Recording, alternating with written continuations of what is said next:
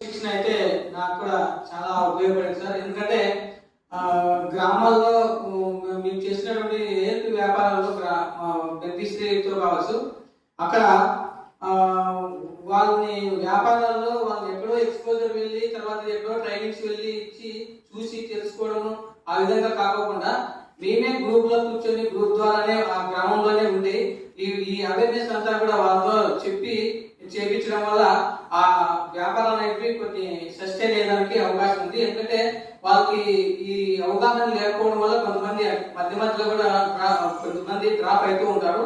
ఆ డ్రాప్ కాకపోకుండా ఉండాలంటే ఈ విధంగా వాళ్ళు ఎక్కువ అవేర్నెస్ తీసుకురావడం వల్ల ఆ వ్యాపారం అనేది ఎక్కువ సస్టైన్ అయ్యి వాళ్ళ కుటుంబాలు అభివృద్ధి అయ్యడానికి కూడా అవకాశం ఉంటుందని నేను తెలుసుకున్నాను సార్. నేను కూడా వెళ్ళి వెంటనే ఆ విధంగా చేయాలని కూడా నాకు ఈ ట్రైనింగ్ ద్వారా అనిపించింది సార్. Thank you.